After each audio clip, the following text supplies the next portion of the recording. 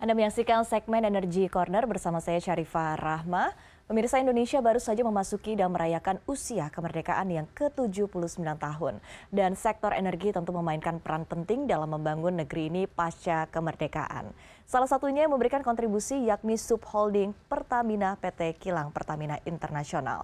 Untuk mengulas terkait dengan kontribusi PT Kilang Pertamina Internasional dalam menjaga ketahanan energi domestik, saat ini sudah hadir bersama kami dari studio Direktur Utama PT Kilang Pertamina Internasional Bapak Taufik Aditya Warman. Selamat pagi, apa kabar Pak Taufik? Selamat pagi. Baik, terima kasih untuk waktunya bersama kami dalam CNBC Indonesia, Pak Taufik. Dalam usia Indonesia yang ke-79 tahun, seperti apa mungkin bisa digambarkan peran KPI dalam menjaga ketahanan energi nasional? Apa kontribusi utama KPI dalam memastikan ketersediaan dan ketahanan energi pasokan BBM untuk memenuhi kebutuhan masyarakat Indonesia, Pak Taufik? Mungkin pertama-tama kan kilang ini tugasnya adalah penyediaan BBM. BBM untuk kebutuhan masyarakat sesuai dengan demand yang disampaikan oleh subholding Patraniaga. Karena mereka yang tahu market kebutuhan BBM kita, baik bensin maupun solar dan juga aftur. Nah, alhamdulillah sesuai dengan kilang-kilang kita yang sudah kita lakukan pengembangan, kemudian peremajaan, itu untuk kebutuhan aftur dan solar sudah mandiri sejak 2019. Oke. Kemudian kapasitas kilang juga yang sudah kita selesaikan adalah di Balongan tentunya. Kita sudah menambah 2022 itu tambahan kapasitas 25.000 barrel per hari. Itu pun menambah artinya level ketahanan energi kita terhadap penyediaan BBM. Yang sedang kita lakukan adalah sekarang Balikpapan tentunya in progress untuk peningkatan kapasitas. Balikpapan pun sudah CDU-nya ataupun crude distillation unit sudah on stream. Artinya itu ada menambah kapasitas 100.000 barrel per hari menjadi 360.000 barrel per hari dari Balikpapan. Namun belum selesai terkait dengan Balikpapan karena harus ada juga unit lain yang harus kita selesaikan yaitu RFCC dan juga Naphtha Block sehingga current estimate itu adalah September 2025 untuk operational acceptance. Okay. Kira-kira intinya adalah bahwa kilang sejauh ini sesuai dengan tugasnya itu kita maksimalkan untuk penyediaan BBM dan juga tentunya ada produk-produk lain selain BBM, ada LPG, kemudian petrokimia, kemudian bitumen dan lubis. Oke, baik. Ketika kita melihat kondisi global, Bapak, yang penuh dengan tantangan, cukup challenging ya di sepanjang tahun 2024, mungkin langkah-langkah strategis yang diambil oleh KPI untuk menghadapi berbagai tantangan ketahanan energi di Indonesia, khususnya tadi ya berkaitan dengan perubahan dinamika global dan juga domestik tentunya. Oke, globally kalau bisnis kilang itu heavy dengan intake crude oil ya. Crude oil itu volatility-nya ya mengikuti geopolitik yang ada di global. Nah, kalau kilang mau survive tentunya kita harus strategi kita memaksimalkan bagaimana cara mendapatkan crude oil yang cocok dan murah. Itu kuncinya. Baik di domestik maupun dari impor. Karena apa tadi?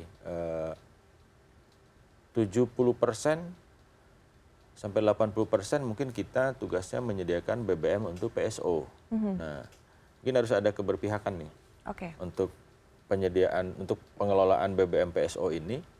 Apakah kita akan memberikan insentif di depan dari crude price, kemudian sampai ke supply chain, sehingga subsidi BBM-nya itu apakah mau di ujung, apakah mau over the supply chain. Itu mungkin yang kunci ke depan yang harus kita lakukan.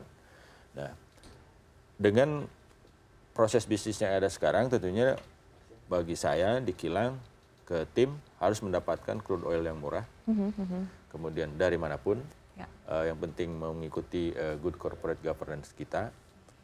Kemudian karena kita tugasnya adalah penyediaan BBM untuk masyarakat, berarti kan ada request bahwa kalau itu diharuskan memproduksi volume seperti itu, ya kita harus sampaikan dampaknya seperti ini. Tapi ada juga kalau kita mau mempertahankan katakanlah secara korporasi harus profit, harus tetap profitabilitas, kita juga punya skenario produk mix yang dari kilang itu yang paling menguntungkan apa. Karena itu kan bisa dilakukan dengan linear programming, kemudian simulasi gitulah. Itu hal yang mendasar ya. Nah, namun kita juga perlu sampaikan what if skenario, karena dengan keberadaan kilang banyak yang tergantung industri di hilirnya, seperti industri petrokimia, industri lubrikan, industri mungkin parafin, kemudian industri aspal. Untuk industri ini harus kita pikirkan resikonya, sehingga ujungnya mungkin yang harus kita lihat adalah bagaimana sih current account deficit kita gitu loh, neraca impor ekspornya. Karena faktanya kan kita masih impor produk BBM, artinya yang gasolin itu masih heavy import.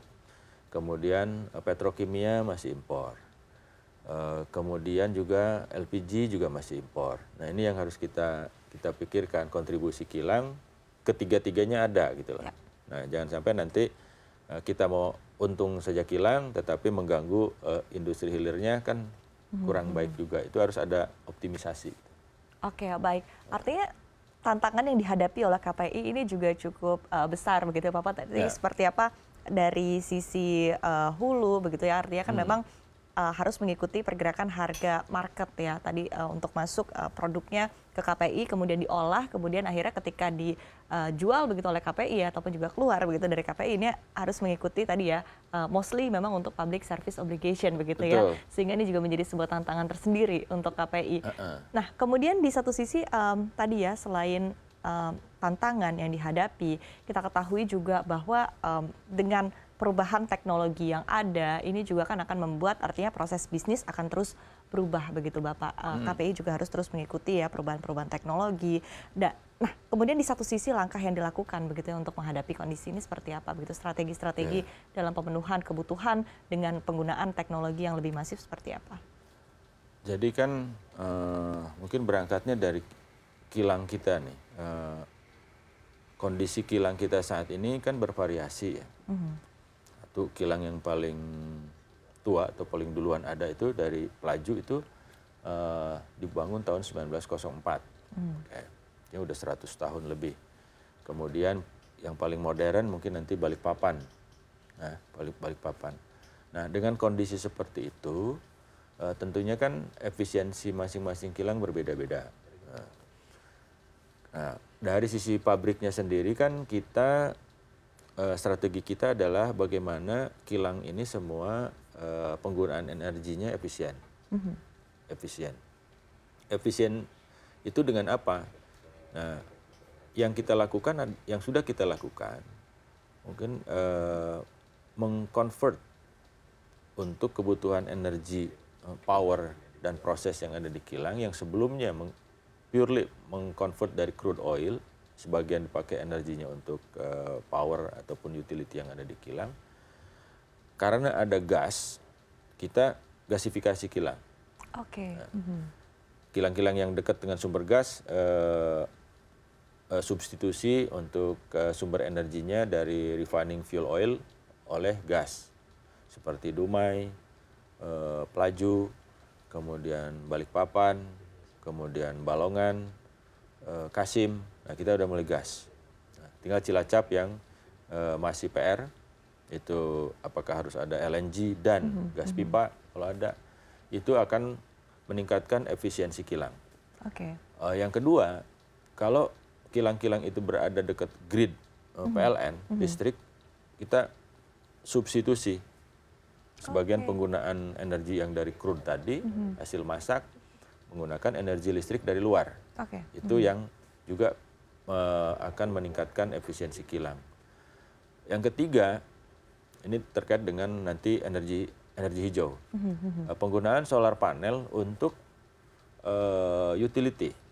Solar panel kita sudah pasang di Dumai, Pelaju, Balongan, Cilacap untuk kebutuhan perkantoran, kemudian perumahan yang sebelumnya menggunakan, mungkin sebagian menggunakan diesel atau menggunakan gas. Nah, itu hal-hal itu yang dari sisi energi efisiensi. Kemudian bicara tadi terkait dengan teknologi. Nah, prosesingnya mesin-mesin lama kan prosesingnya rumit. Mungkin kalau mesin baru harus ada CDI segala macam. Nah, kita ikutin juga mana teknologi processing yang otomatis bisa kita terapkan di kilang-kilang kita yang sudah aging, seperti misalnya Pelaju, Dumai, semata-mata untuk mengubah pola processing crude oil menjadi turunannya tadi itu lebih efisien, lebih cepat, dan lebih misalnya bisa menyesuaikan kondisi apa yang kita inginkan, kita ingin hasilkan maksud saya dari processing tersebut gitu. Nah, itulah yang penggunaan teknologi processing sehingga reliability kilang, kehandalan kilang itu tetap prima. Karena kilang ini sensitif, karena kita kan masih impor tadi BBM. Kalau kilang batuk-batuk pasti berkurang produksinya. Nah, otomatis kita harus datangkan impor. Gitu. Nah, karena sensitif terhadap kebutuhan dalam negeri, maka kita harus pastikan kilang itu tetap handal sepanjang tahun. Gitu. Tadi dengan penggunaan teknologi ya, sehingga lebih efisien, kapasitasnya juga bisa lebih maksimal. Tapi tadi dengan penggunaan teknologi yang ada, kemudian dengan strategi-strategi yang sudah dilakukan, sudah diimplementasikan oleh KPI, seberapa besar sebetulnya Bapak efisiensi, kemudian juga upaya peningkatan kapasitas ini sudah terlihat begitu dari kinerja? Dari benchmark ya, kita kan ngukur parameter kinerja kilang itu ada 4 poin. Dari intake, jadi kemampuan kilang itu masak sepanjang tahun tuh berapa juta barrel.